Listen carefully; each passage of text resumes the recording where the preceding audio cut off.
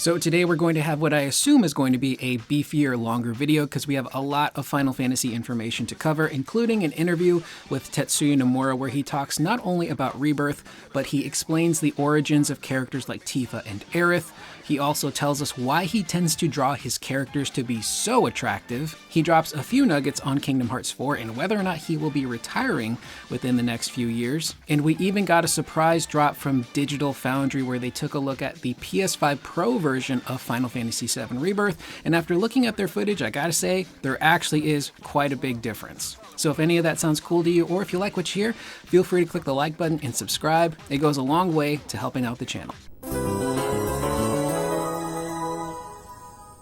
So before we get to the big interview with Nomura, there is some information making the rounds in regards to the sales for Final Fantasy VII Rebirth and Final Fantasy XVI. As you guys know, we've been covering that for a few months now, and back in May, Square Enix held a financial results briefing where they kind of touched on the underperformance of games like 16 and 7 Rebirth, but the actual information from that meeting has now been made available to the public, and Square just flat out says, yeah, Final Fantasy XVI and 7 Rebirth did not meet our expectations, which is pretty nuts.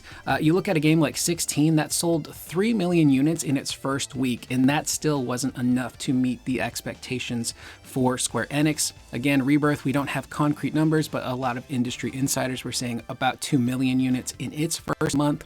And this just makes me question, what are the budgets for these games? Because as we know, Square tends to set some pretty high expectations for their games, but some of that does have some realism in it because you have to take into account the budgets for these games. How much are you spending to make them and how much are you recouping on that once the games are actually, released? And we still don't know, did 16 even break even? Did 7 Rebirth lose the company money? Did both of these games lose the company money? We don't really know, but I think that's a bigger conversation for another video when it comes to like budgets for AAA titles and how maybe these companies should pull back a little bit on them and try to figure out ways to more effectively spend their budget on a game to still release something that's high quality, but won't have to make gangbusters every single time a new game releases for them to recoup their loss. Because I don't know how it works within the gaming world. You look at movies, for a film, let's say a movie has a budget of like $50 million. If that movie comes out and within a couple of weeks it makes $50 million, it didn't make any money for the studio. It's now broken even because it basically made back what its budget was. But then you have to take into consideration things like marketing, which can be really different depending on the studio. You can have anywhere from 10 to 30 to $40 million worth of marketing. So all of those numbers have to be combined together, and that is the number you have to reach to break even.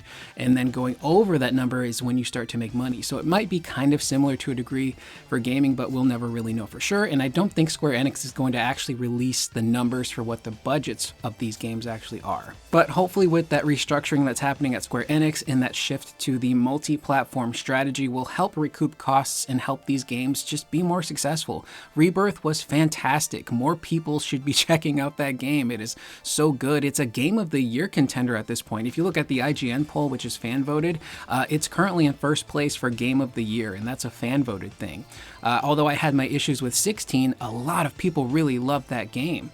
And I think getting these games on as many platforms as possible really is going to be the solution going forward, just so more people can play them, you have more opportunities to make money, and you just get the games out there more. Keeping these on one console, like I've said in many videos before, just really ends up holding the games back. So getting to that interview with Tetsuya Nomura, this comes to us from the Young Jump publication, which is a magazine and also a website. And they got to sit down and chat with Nomura about so many different things. And it's always interesting to get his insight on things. He can be a bit of a polarizing figure within the world of gaming and Final Fantasy and Square Enix. Some people really love him. You've got people that, can't stand him. You've got people in the middle.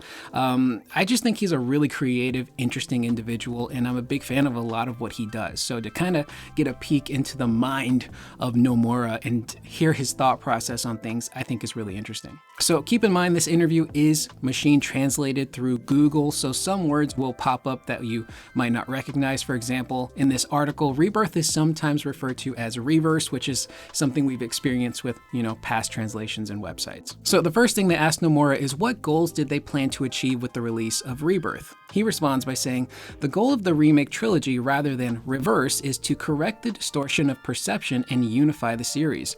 Normally remakes are about keeping the game system and story story intact while making the image quality beautiful. However, more than 20 years have passed since the original, and simply making it beautiful would obviously not fit the current era, and I thought that the player's memories would be heavily biased. I don't think there are many people who have been playing FF7 for 20 years, so the old memories must have changed slightly in each player's mind. Furthermore, there are several spin-off works of FF7, and even the same scene may be different from the original, so I think that the passage of time and the existence of spin-offs have caused a subtle distortion of perception in the player's memories.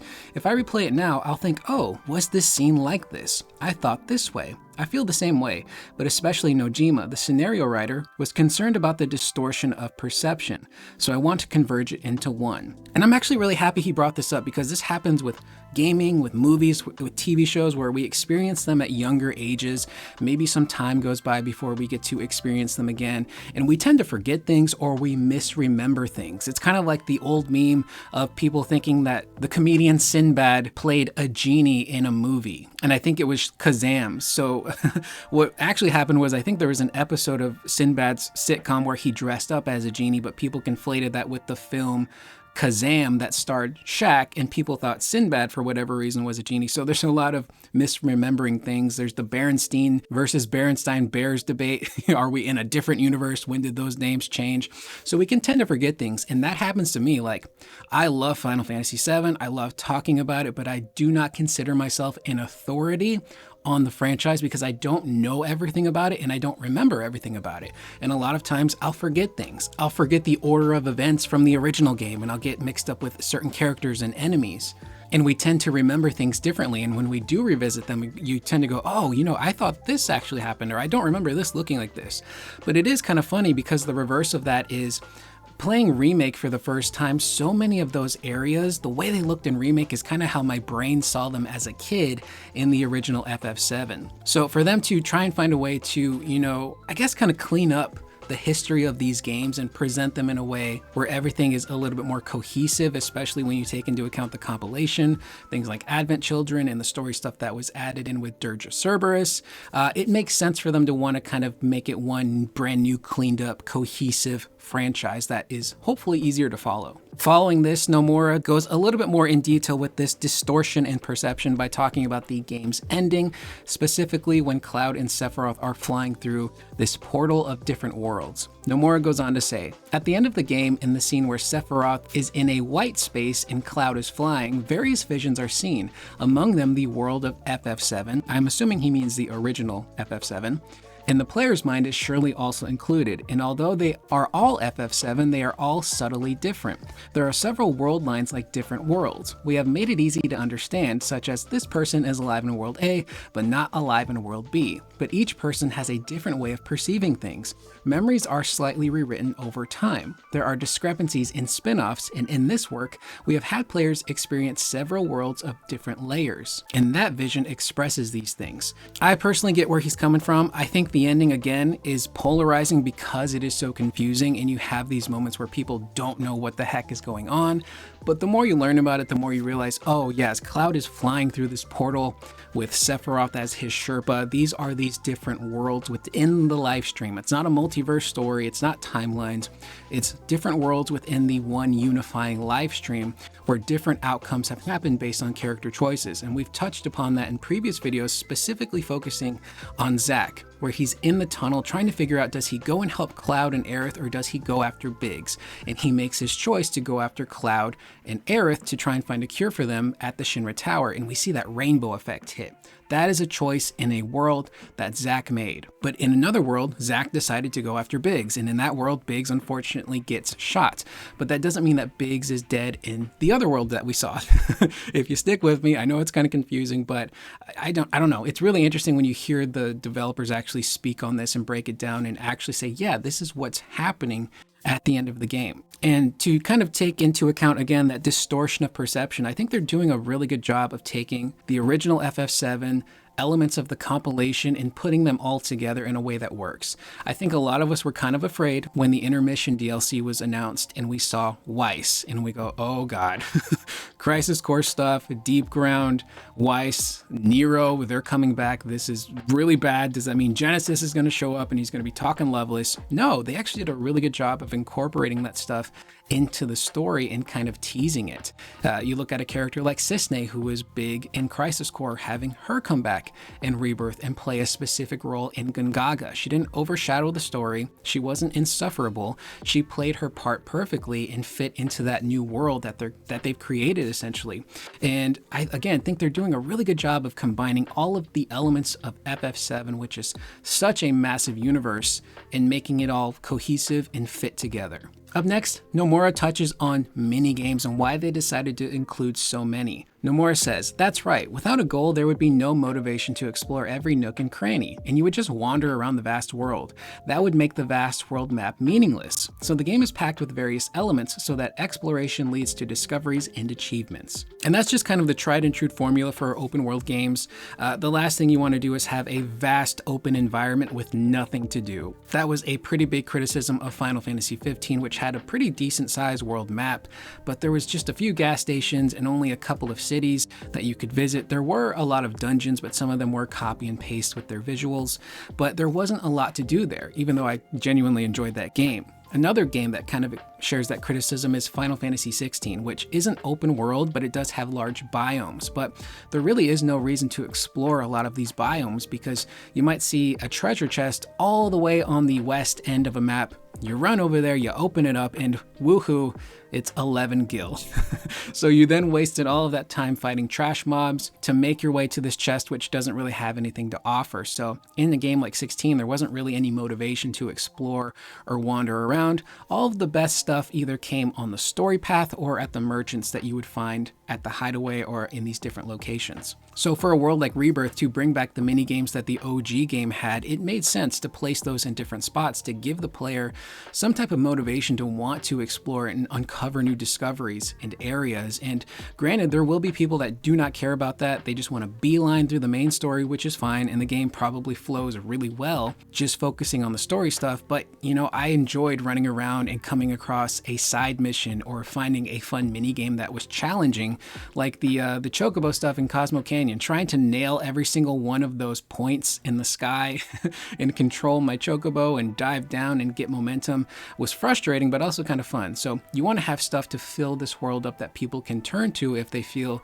you know, some sort of fatigue with the story. Up next, they talk about why does Nomura tend to draw his characters to be so damn attractive? And the examples that Young Jump give are anime characters, like manga characters not being traditionally attractive, which I'm not big into anime, so I don't know if that's an accurate statement, but I've seen a lot of attractive anime people online, which kind of, you know, beg to differ, but they use examples of characters like Naruto from Naruto and Luffy from One Piece not being traditionally attractive. So why are Nomura's characters so attractive?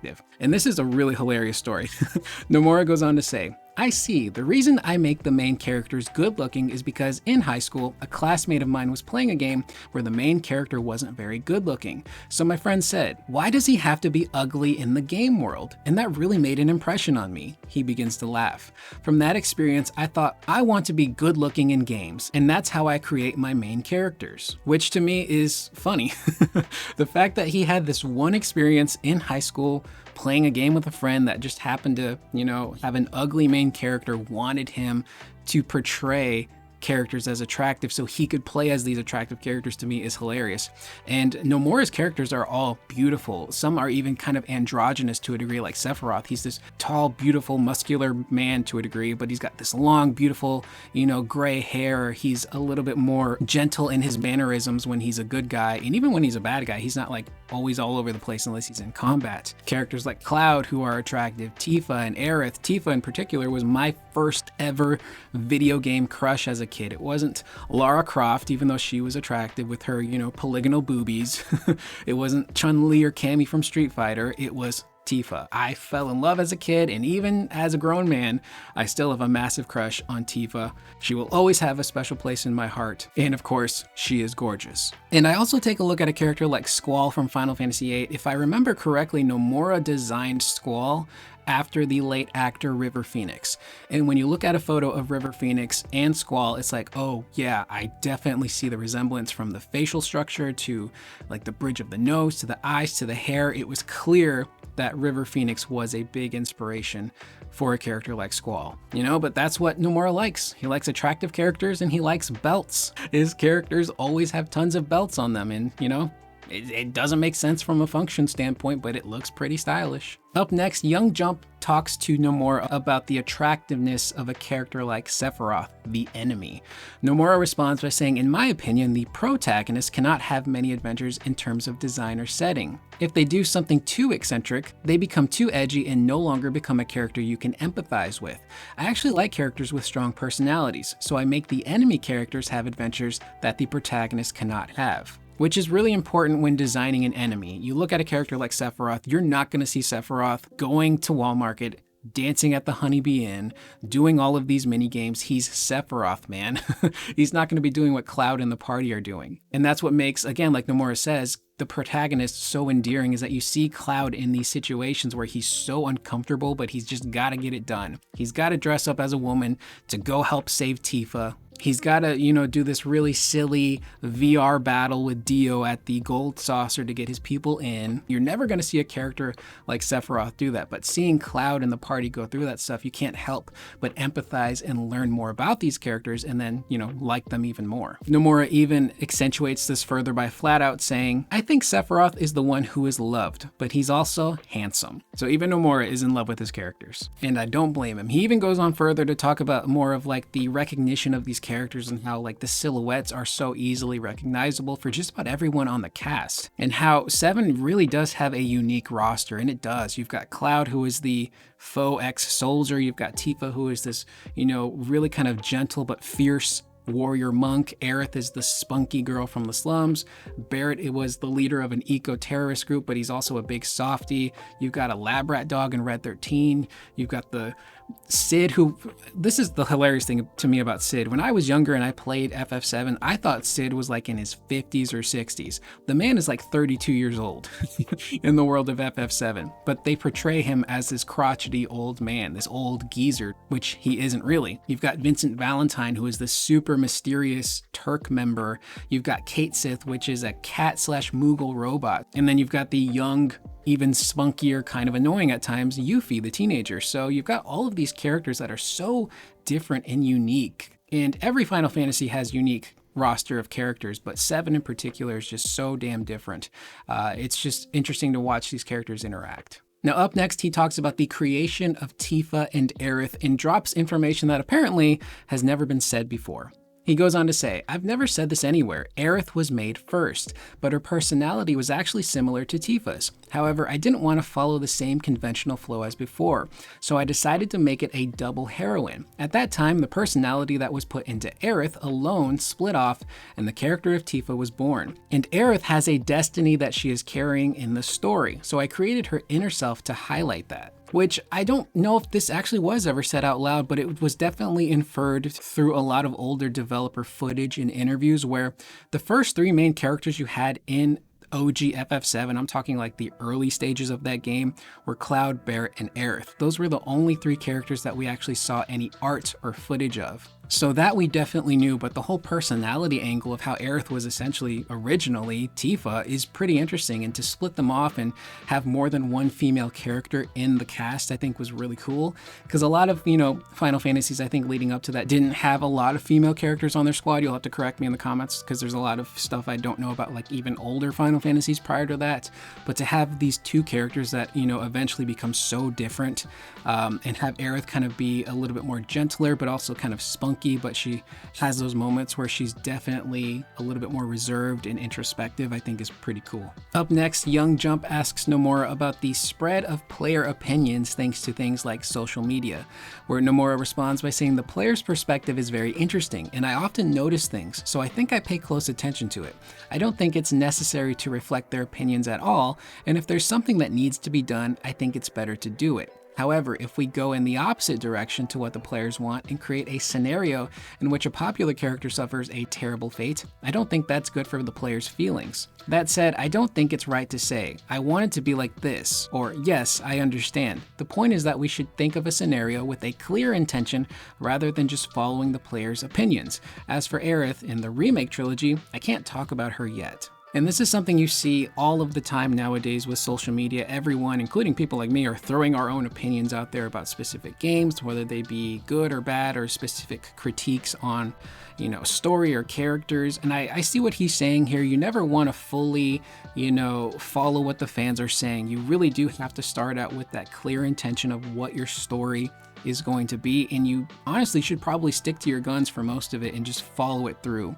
Because if you try to change course halfway through, you end up making a mess of things. You look at the DCEU movies, starting off with Man of Steel and then doing Batman v Superman and then trying to jump into a Justice League movie. And all throughout the development of those movies, the studios were trying to be reactionary. They were listening to what the fans and critics were saying online instead of trying to follow a specific path with what they had originally planned. So they were changing things on the fly, and it ended up making this really messy, unsuccessful universe. And granted, that is a different animal completely. There's a lot of issues with the DCEU movies. That's an entire different YouTube channel to discuss that stuff. But I think when it comes to games like this, Naoki Hamaguchi has even mentioned this, that they do listen to the players. They do take into account positive and negative criticisms towards the story, towards gameplay, and they are actively listening to that, and they will implement them into, part 3. And we saw that with Rebirth, criticisms people had with things like combat and Remake Part 1 with, Tifa and Cloud not doing the best with air combat was addressed to a degree in the intermission DLC with Yuffie. And then in Rebirth, they completely overhauled the combat and it feels amazing, and fighting enemies in the air no longer feels weird or choppy. So they're always taking this stuff into account, and any criticisms people have of Rebirth, I assume would be addressed in part 3. And up next, we actually have some Kingdom Hearts information where Young Jump talks about how all of these previous Kingdom Hearts games were all connected with their story and how it can be kind of difficult for a newcomer to jump on board. So what does Nomura think about that in regards to Kingdom Hearts 4? Nomura goes on to say, however, this time both Kingdom Hearts Missing Link and Kingdom Hearts 4 are being made with a stronger focus on being new titles rather than sequels. For example, as a new attempt, I've had staff who have never worked on the Kingdom Hearts series participate in the scenario. I'll be involved in the end, but in the sense that the writers who don't know Kingdom Hearts are creating the base, I don't think it's work that I have to do. After all, Kingdom Hearts Missing Link is a blank history, so I assume that there are gaps. If you know it, you'll be able to enjoy it more deeply. So this I appreciate. I was a massive Kingdom Hearts fan back in the day as a kid, loved the crap out of 1 and 2, but then I fell off and I didn't touch any of the spin-offs that came out on the 500 different platforms they released them for. So in the lead up to 3, I was super excited to have this franchise come back. I watched so many videos online trying to figure out the story and who the characters were.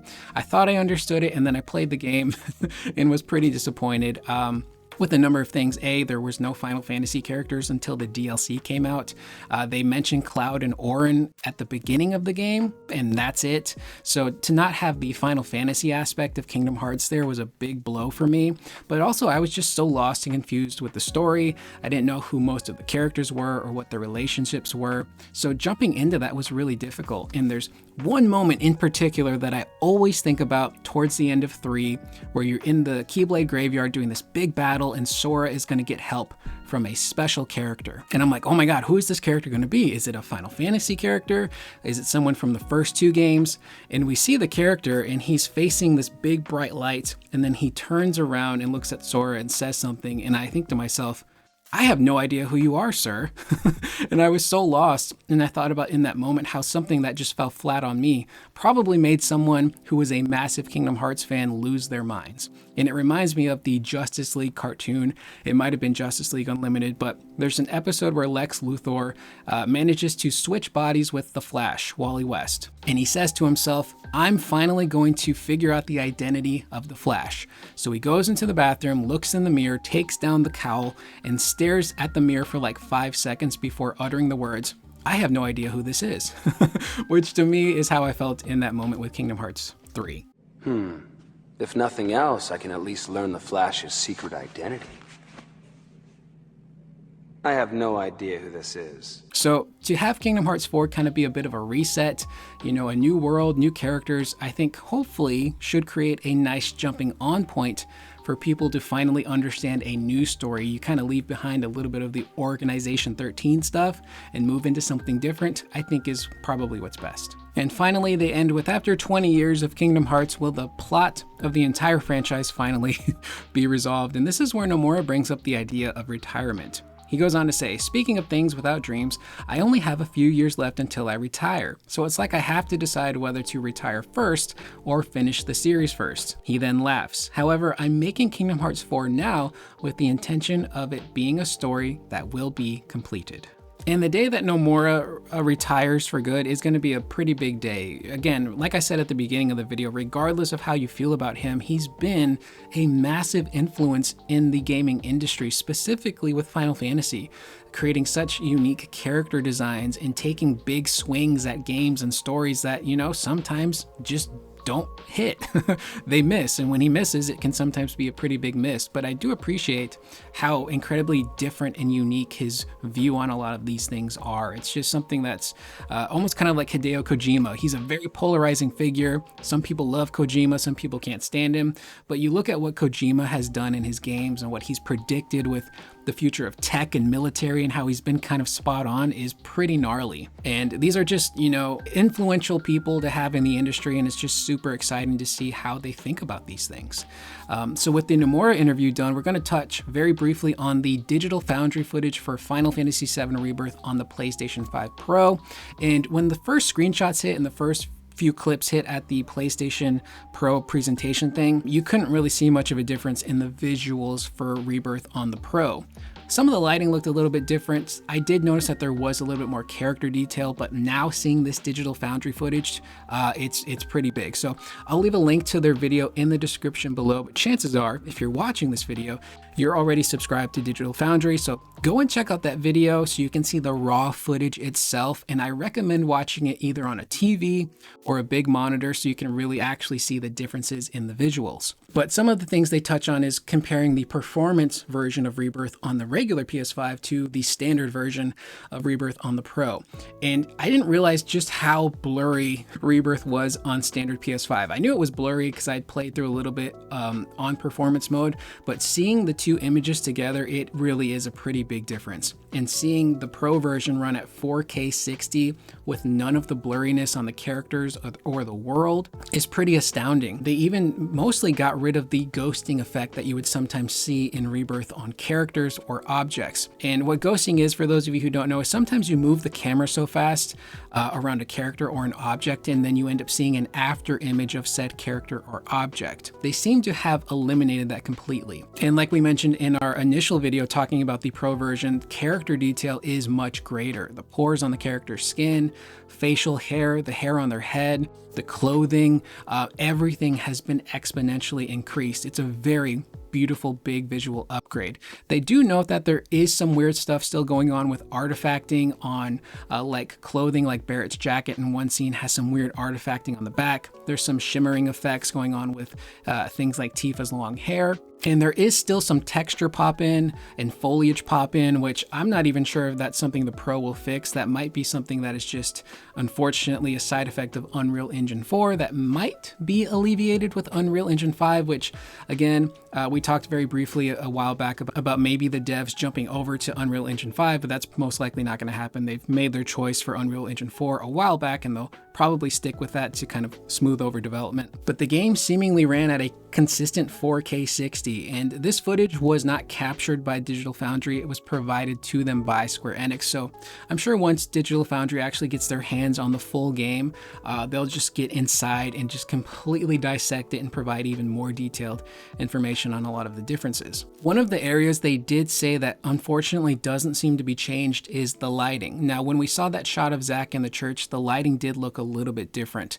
The contrast and the brightness looked like they were adjusted slightly, but in the open world footage that they were provided, the lighting was pretty much the same, which led to a lot of issues with the game still kind of looking flat in some areas and having kind of basic lighting. And again, with the foliage, there didn't seem to be any shadows on the flowers and foliage in the field. They were just kind of there. And that's one thing I noticed when I played through Rebirth the first time, was that the foliage didn't feel as natural as I thought it would be. It just kind of felt like they placed it there. You couldn't really interact with it, and it didn't have its shadow. So it's just kind of, it sticks out like a sore thumb to a degree. So that's something that unfortunately is not going to be alleviated, but maybe it could be fixed in part 3. And a lot of these upgrades seem to be coming from the PSSR, which is that AI upscaling that they talked about in the presentation for the Pro, which is helping clean up these visuals and keep them from being blurry and muddy. And overall, just seeing the game run at 4K 60 is really impressive. I can't wait to see more footage of other areas, especially the darkly lit interior areas, or even stages from the end of the game, seeing what those are going to look like Genova Life Clinger. That's a beautiful area to fight in, so I'm very curious to see the upgrades throughout the game. But it's just really interesting that they didn't show any of this stuff off in the PlayStation presentation. They showed off footage like The Last of Us, which you look at that footage, you even look at the Spider-Man footage, it's not a very big jump in terms of the visuals. But looking at the visuals of Performance Mode for Rebirth to Standard Pro, it's a night and day difference to a degree. And the fact that Sony didn't use this as their main marketing is baffling.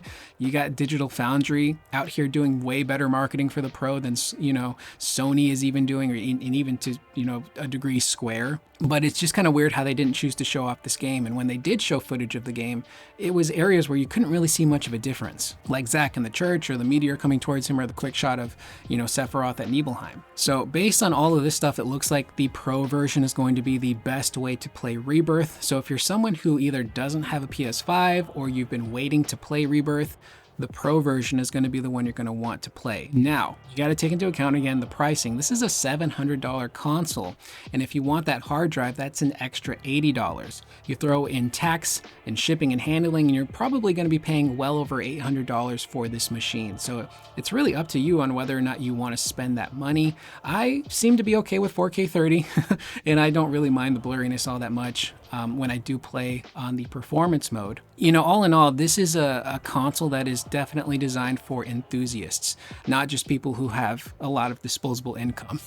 So to make a point that Maximilian Dude made, it's for people like him, people that are content creators, people that stream, people that have big audiences. Someone like a Maximilian Dude getting a Pro and showing it off on his stream makes all the sense in the world, because Max is someone who really prioritizes the quality of his streams. He's got probably the best looking stream on all of Twitch. He's very ingrained and has even worked with Twitch in the background to figure out bitrate and encoders and make sure that the next iteration of Twitch can, provide a stable 4K output for their streams. Max has all of these devices that upscale and can play all of these different games. So someone like him buying a Pro, he would be someone to look at when watching Rebirth footage, because if anyone's going to show it off the best possible way, it would be someone like Max. So that's who this device is really aimed at. It's not really people like me who, are going to go out and commit insurance fraud to raise the money for it.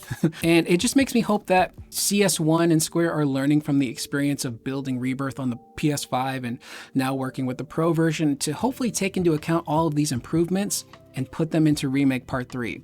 So hopefully Part 3 does have a better lighting system. Maybe there's less pop-in. Maybe there's, better looking foliage. Maybe they're finding ways to alleviate the blurriness in the performance mode by working with the PS5 Pro now. So hopefully these improvements will transfer over to Remake Part 3. With that being said, that is the video. Again, this was going to be a longer video, probably around 40 minutes. So my apologies, but if you made it all the way through, feel free to click the like button and let me know what you guys think in the comments down below of what we covered today. What do you think about the sale stuff for 16 and Rebirth not meeting Square's expectations? What do you think of Nomura's interview? And what do you think of the pro version footage of Rebirth that we've been seeing pop up so far?